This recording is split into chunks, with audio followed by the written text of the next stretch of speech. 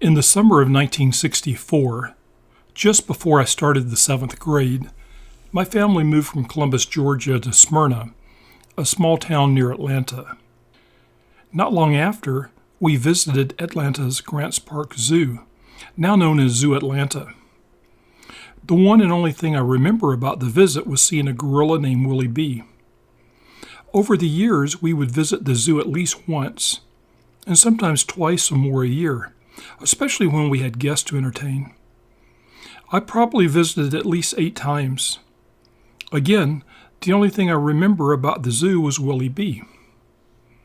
Back when I knew him, Willie B was confined behind thick steel bars in a concrete room in the primate house. This was a building devoted to apes and monkeys. To keep him company, Willie B had a tire swing and a small black and white TV set. It was loud and smelly in the building. Most of the noise came from the other residents, including chimpanzees, gibbons, baboons, and orangutans, locked behind their own bars in other parts of the building.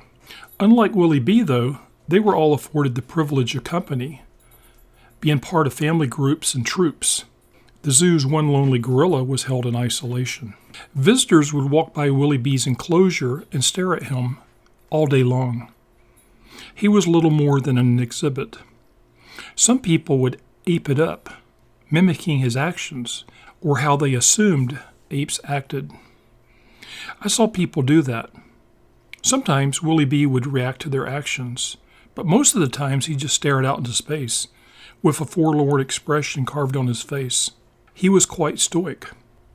But if someone went too far and really upset him, Willie B would at times fling a handful of feces at the intended victim. Apparently, he'd have the feces in his hand, hidden behind his back, just sitting there all stoic and nonchalant. And when the unsuspecting visitor, perhaps I should say the heckler, got close enough, Willie B would nail them. I seem to recall seeing him do this at least once. I was always wary when standing close to the steel bars that separated Willie B from the visitors, or perhaps I should say from the spectators. But it was only when you stood close enough to Willie B that you could see the great sadness in his eyes. I took my chances and drew near. I stood as close as I could. I believe the last time I saw Willie B was in 1970, the year I graduated high school. I left for the University of Georgia soon after, and within a year had moved out to California. In time, I all but forgot about the gorilla of my youth. But a few years ago, I found myself thinking about Willie B.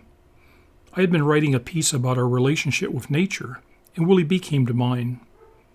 I realized he was probably gone by now, and I assumed he had lived out the rest of his life in solitary confinement. I ended up going online to do some research about Willie B. It turns out he had passed on, but to my great delight, I learned that I was wrong about how he spent his final years of life. Willie B was a western lowland gorilla born in western Africa around 1958. He was captured in Cameroon and brought to Atlanta in 1961, when he was about 2½ years old and weighed 65 pounds. The zoo purchased him from an international gorilla hunter, Dr. Dietz Pickett of Kansas City, for $5,500. The young gorilla was named Willie B, after then mayor of Atlanta, William Barry Hartsfield. There had been an earlier Willie B, but that gorilla died at age 3, shortly before the second Willie B was acquired. The new Willie B was originally named Lumumba, after Patrice Lumumba, the first prime minister of the newly independent Congo. Mayor Hartsfield was a big fan of Willie B's. He had been a fan of the first Willie B as well. In fact, in 1960, Mayor Hartsfield nominated his first gorilla namesake to run for office. As a write-in candidate for Georgia's 5th Congressional District, the original Willie B received hundreds of votes, but lost the election to the conservative Democrat he ran against. This is remembered as having been the closest a gorilla ever came to being elected to Congress. The following year witnessed the death of the first Willie B and the arrival in Atlanta of the second. The second Willie B would go on to spend the next 27 years in isolation, in a concrete cell where his only company was a small TV and tire swing. This is throngs of humans paraded by his cell ogling him every day. I was one of them. In 1984, a series of much publicized events revealed that the zoo was deteriorating. Parade magazine wrote that it was one of the 10 worst zoos in the nation. A subsequent investigation cost the zoo its accreditation. There were calls for it to close. Mayor Andrew Young assembled an emergency crisis team. Instead of closing the doors, the zoo embarked on an ambitious renovation plan. Out of this was born Zoo Atlanta. In 1988, Zoo Atlanta created the Ford African Rainforest, an outdoor habitat for Willie B.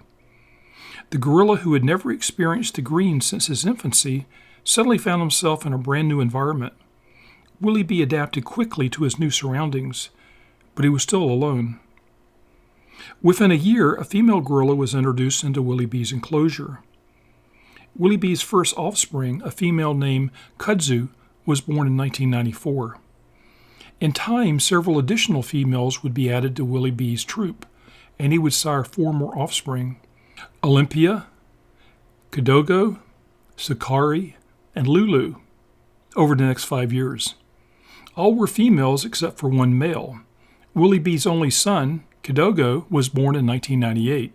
He's also called Willie B. Jr. The people of Atlanta were thrilled with Willie B's social life once he moved outdoors to a more suitable environment. He finally had an opportunity to become the wise, silverback troop leader and devoted father he was always meant to be. Although Willie B didn't live to see it, he is today the grandfather of more than a half-dozen young gorillas. And today, Zoo Atlanta is considered one of the top-rated zoos in the world. As home to one of the largest numbers of gorillas in North America, the zoo partners with the Dian Fossey Gorilla Fund International to ensure gorilla conservation and habitat protection. Willie B died on February 2, 2000. He had been suffering from a combination of pneumonia and cardiomyopathy. 2 days after his death, a resolution commemorating Willie B was read in the State House of Representatives.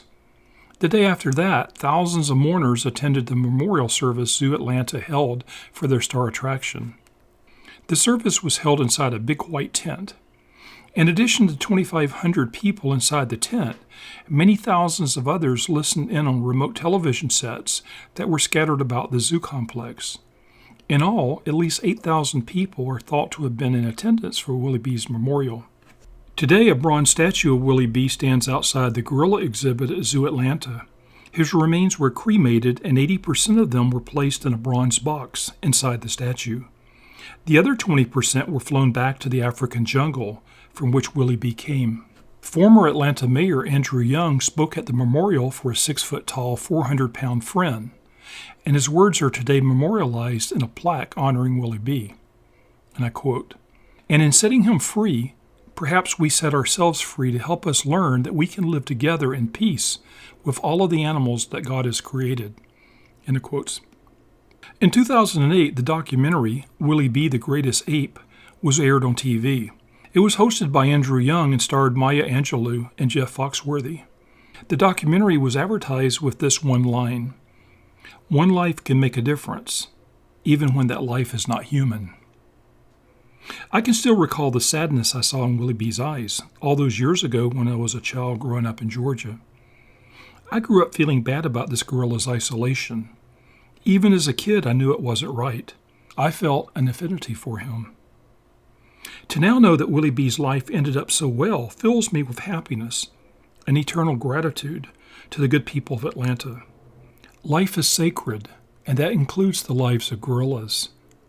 One life really can make a difference, and Willie B did just that.